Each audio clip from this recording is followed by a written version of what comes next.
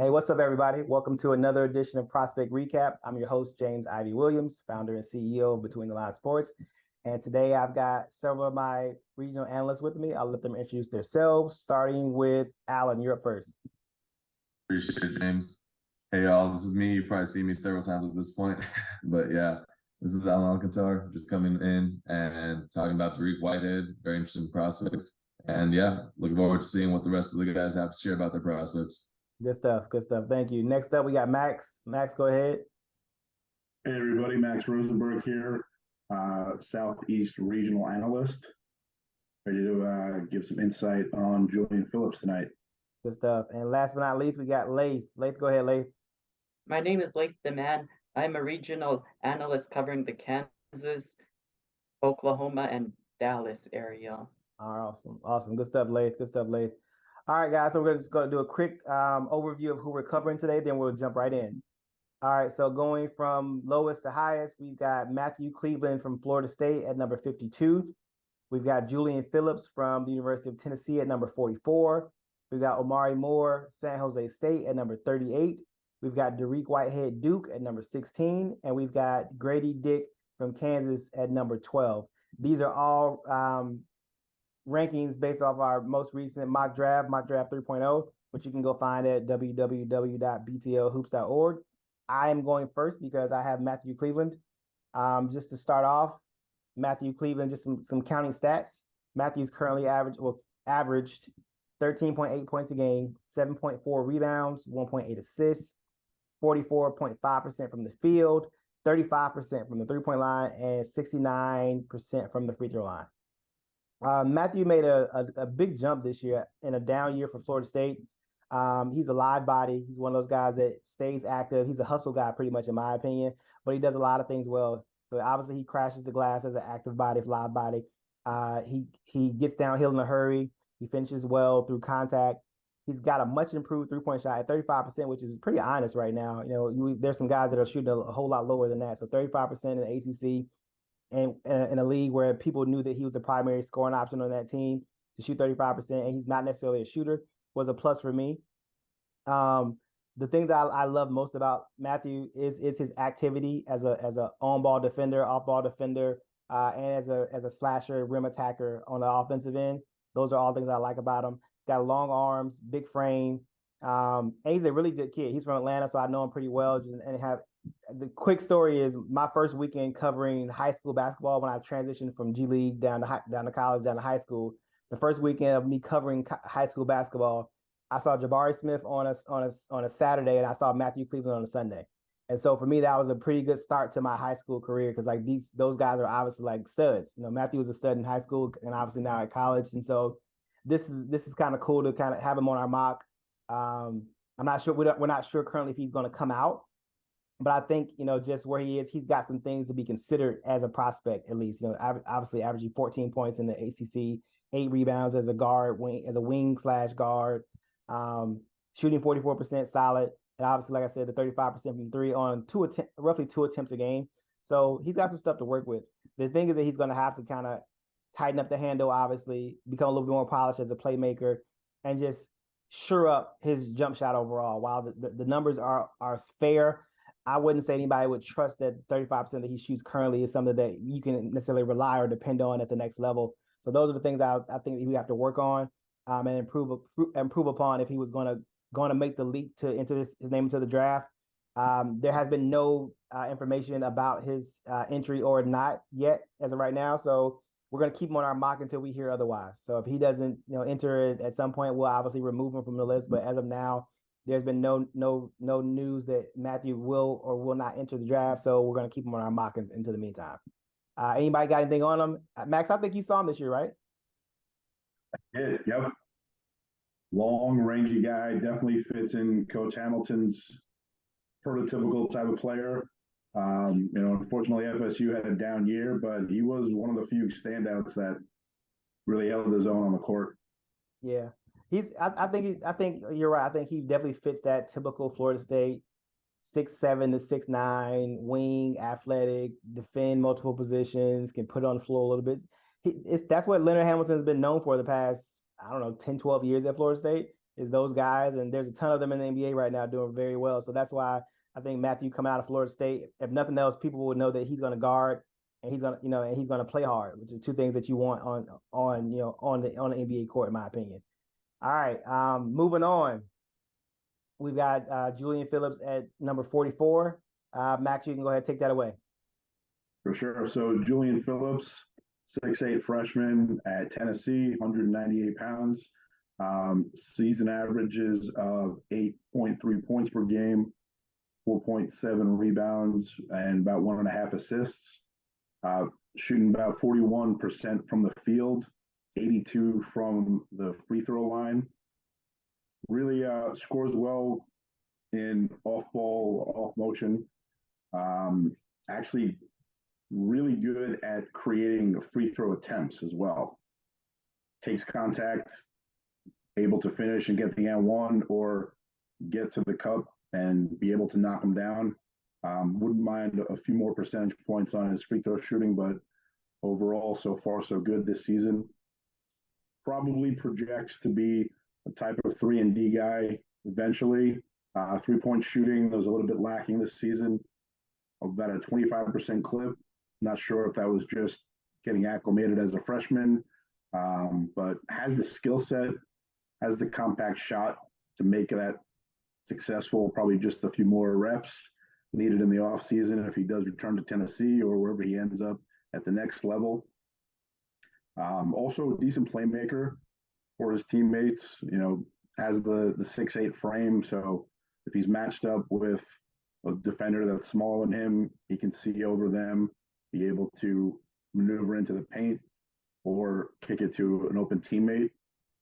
As well, rebounding, does a decent job for a player his size. Active on the glass, both offensively and defensively.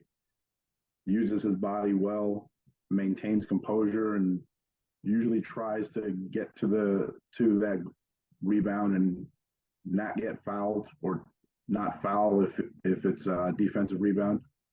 And of course, as a defender overall, switchable probably through about 2 or 3 positions. So has the ability to step out, be able to contain on the perimeter, and also probably take advantage in the paint a little bit from a slower guy. But consistency really in his jumper and 3-point shooting probably would help him jump up a little bit if he does end up declaring. He was coming out of Link Academy as a high school senior. Some people had him in the lottery, so a little bit of a drop off, but easily correctable things that can help him bounce back, whether he returns next season or continues to stick and lands with some place that'll help him develop. Yeah, for sure. I think it's one of those things. I feel like we saw a lot of kids that were probably projected higher, not necessarily struggle in college, but have to make adjustments because what we're seeing is there are a lot of people stayed in school.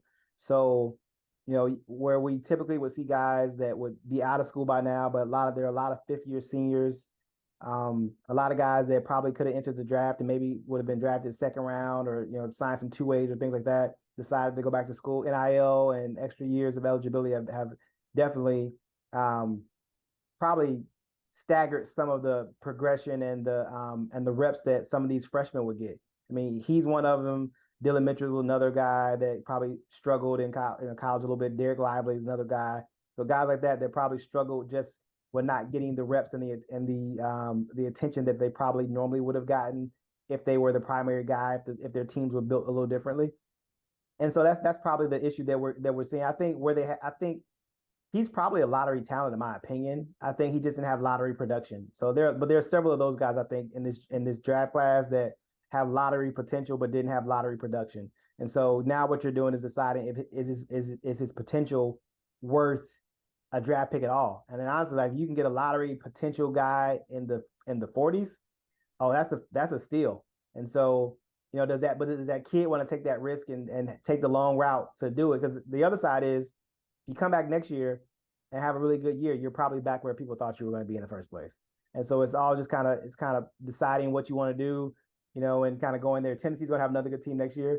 maybe he takes a more primary role as a wing, but at the same time, they were going to have two older point guards that are primary ball handlers on that team. And the likelihood of him actually getting more shots, he'll get more shots, but we get enough shots to really elevate his status is going to be the issue. But I love Julian Phillips at 44. I mean, again, like I said, lottery talent, getting him at 44 is a steal. All right, good stuff, Max. Hey, moving on, we've got Omari Moore from San Jose State, number 38. I'm going to take this one as well. If you guys know me, I love Omari Moore. I had him on my mock all last year. I might have been the only person that had him on a mock all from mock 1 through mock 5 last year. We had him on every mock because I thought he was that talented. Last year, he led his team in every statistical category that was important: points, rebounds, assists, steals, blocks, 3-point percentage, everything. He was a stud. And I was like 6'6", long, and plays defense. I was like, this guy is an NBA player. But anyways, going to Omari this season, counting stats: 17.4 points, 4.7 rebounds, 4.8 assists, 42.9% from the field, 33.8% from the three-point line, and 75.8% from the free throw line. So pretty much averaging 17, 5, and 5, are his, his core stats right now.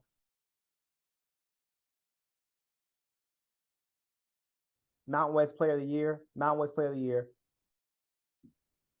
Absolute stud in my opinion. I think one of the things I really love about Omari is like when he plays against tier 1 caliber talent, he's lights out typically. This year against Arkansas, last year against Stanford. I mean, the guy really had great showings against both those teams. He was a one-man wrecking crew in that game against Arkansas, and then last year against Stanford, he gave Harrison Ingram the business. I mean, he was in Harrison's junk pretty much the entire game. And for the guys who are watching the video, Harrison was a projected lottery pick last year, by the way. And so I think Omari took that personal and wanted to showcase that he was talented. But to give you some insight on Omari, 6'6", athletic, combo guard. He's more of a 2-1 than a 1-2 in my opinion, but he's the primary ball handler for San Jose State. He can create for himself off the dribble. Gets into the mid-range a little bit. He can't shoot the three. His numbers dipped quite a bit from the three-point line this year. Last year, Omari shot 42.9% from three.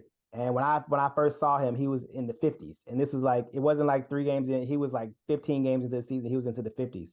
And so obviously he took a dip, but for the year shooting 42.9% from three is a huge number for a wing primary ball handler who was pretty much leading his team in every statistical category. On the defensive side, he plays really good on-ball defense. He locks up, gets in the stance, turns guys, has really quick hands, lightning quick, plays the passing lanes really well. So if he jumps the pass lane, he's more often than not going to get a hand on the ball, which is probably going down on the other end for a dunk. He facilitates well for his teammates, so he's going to break down the defense. He's going to get into the lane. He's going to either drive and drop or drive and kick. So he's going to draw some defenders and he's going to find an open teammate. He typically makes the right play. It's not necessarily a pass you open kind of thing, but it's more so I'm going to create an opportunity for somebody by simply just breaking down the defense and finding whoever's open. If you throw 2 at him, he's going to just pass the open guy and move and keep moving. So he has really good feel, in my opinion. Also can get it off the glass and push it in transition as well. Is another thing I like about him. He will mix it up on the offensive glass as well, securing extra rebounds. There's a lot to like about him, but the size alone, the 6'6" primary ball handler, he fits the prototypical wing defender, offensive player in the NBA right now. And I think there's a lot to work with. I think him being the primary ball handler the past 2 years, I don't think he necessarily goes into that role in the NBA, but having those reps for 2 years in a row as the main guy with the ball in your hands sets him up to be a really good secondary or third option ball handler, just to simply create, attack a closeout, slash to the rim, things like that are things I really love about Omari Moore, in my opinion. All right, guys, moving on. We've got Dariq Whitehead at number 16. Alan, take it away.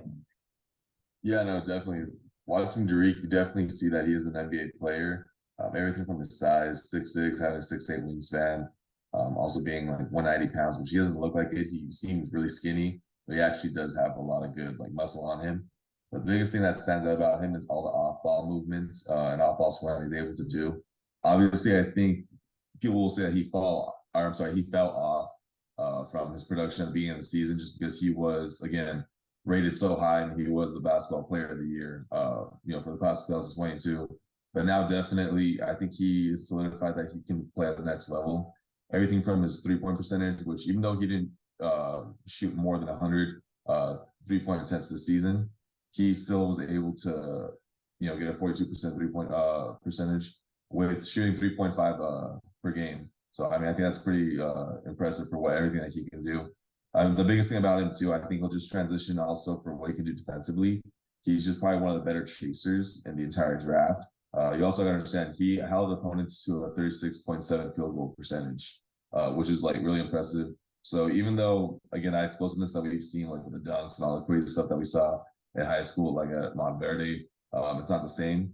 It's still able to translate very well in the game for what he can do now and what his role is, even as like a help defender on the interior. I would say the biggest things about him that he would need to improve would just be his interior finishing. He just doesn't absorb contact very well. I don't know if that's a little bit because of some of the injury concerns. But he does have explosiveness. He does have quick lateral movement. He just for some reason does not absorb contact well or finish contact well. But he's still able to shoot over 50%, or I'm sorry, finish 50% from the restricted area. So it still shows that he's very utilizable, or he can be utilized very well in those situations where he can go ahead and drive and still be able to just be able to drag and drop in situations like that. But I think he's definitely going to be an NBA player, probably slightly in the 20s, to be honest with you. But he fits every prototypical wing that's in the NBA right now, and he could definitely be a good 3-and-D guy. For sure, he's another one of those guys that I think, even though what we expected from him, he was a projected lottery pick. Again, if you're getting, I mean, he's right outside of the lottery right here. If he goes in the 20s, it's a steal again. Like he was my favorite high school player coming out last year because I felt like he was a professional. I don't know how to explain it. Like as a high school player, he fit the mold of like of a pro. He never seemed rushed. He never seemed sped up. He played at his own pace. He made shots when he was open. He drove the ball when he was supposed to. He passed the ball when he was supposed to. He rebounded well. He had good size. Obviously, the defensive stat that you just gave of people shooting 37% on him is huge. And I feel like, obviously, being injured to start the season and going through another injury midway through the season, I think that kind of hurt him a little bit because I think he did start the season playing with a little extra weight. I think he cut it down towards the end of the season. But when the season started, he was playing heavier than he really was. I think that slowed him down a little bit as well. I definitely think the issue that he had finishing in the lane, especially with contact, definitely had a lot to do with him probably playing a little gingerly and making sure that he didn't want to get hurt again. So those are things I think he's going to have to be a little bit more comfortable and confident in his abilities and his physical frame. But I think like you said, shooting over 40% from threes, finishing at over 50% in the restricted area, and obviously guarding guys and limiting them to 37% from the field are all quality signs. On top of the fact that he's 6'6", 200 pounds, 6'8" wingspan, and can make a jumper. Like that's an NBA player. If you list all that stuff without telling people who he is, you'll say he's a pro. Moving on, last but not least, we got Lath with Grady Dick from Kansas, number 12. Go ahead, Lath. Grady Dick averages 14.1 points per game, 1.7 assists per game, and 5.1 rebounds per game.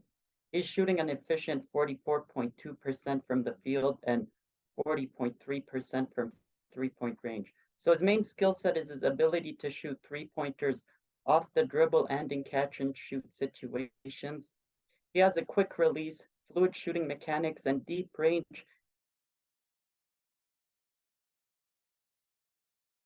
He also has size and a high release point, so he can shoot three-pointers over smaller defenders. His ability to make threes at a high level opens up driving lanes because teams get aggressive closing out on him, so he has more of a lane to attack the rim.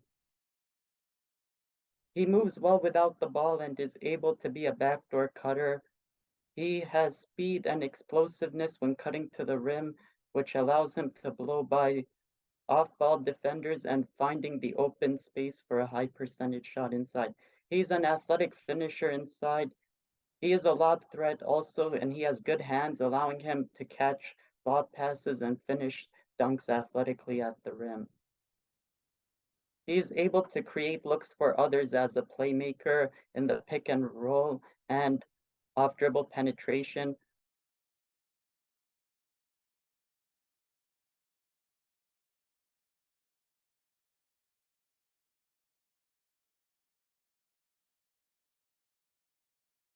Pick and roll, he is quick to pass to the roll man and get them high percentage shots inside. On the defensive end, he's a help defender. He doesn't really defend one-on-one. So what Kansas does is they put him on the offensive player with less offensive responsibility. So like the fourth or fifth option. He's also he's as a help defender, he doubles teams the post and gets steals and deflections. One skill that I saw in person was that he was able to make shots in big moments and under pressure. Playing in a hostile environment against Oklahoma State and took and made big shots down the stretch.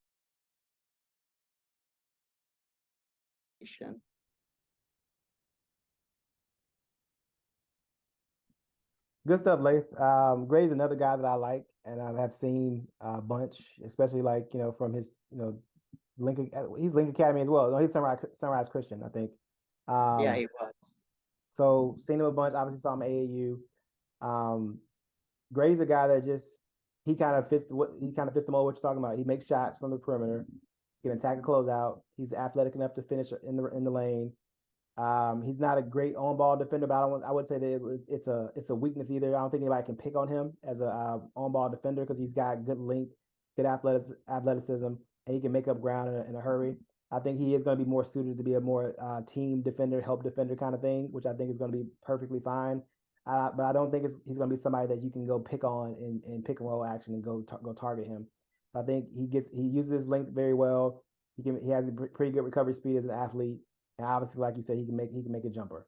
But yeah, so let's recap really quick, guys. Matthew Cleveland at number 52 from Florida State University. Julian Phillips at number 44 from the University of Tennessee. Omari Moore at number 38 from San Jose State. Dariq Whitehead at number 16 from Duke, and Grady Dick at number 12 from Kansas. As always, guys, this is my favorite time of the week. We took a week or two off. We had some other projects that we needed to do, so we took some time off from the prospect recap. But we definitely wanted to jump back in and highlight some of these guys as we get back into it. As the NCAA tournament comes to a close this coming weekend, these will become more important as we kind of figure out who's in and out of the draft.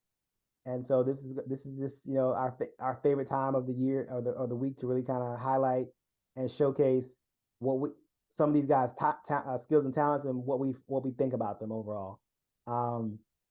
Stay tuned for more content, guys. We've got more stuff coming. We just got monetized on YouTube, by the way. So thank you guys for everybody who's subscribing to the channel. The channel has grown a lot over the past year. Lath pointed that out today, that the channel's grown a lot.